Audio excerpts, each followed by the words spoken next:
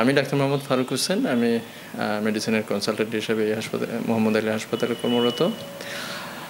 তো এখন পর্যন্ত আমাদের মানে এই মুহূর্তে কোনো ডেঙ্গু রোগী ভর্তি নেই।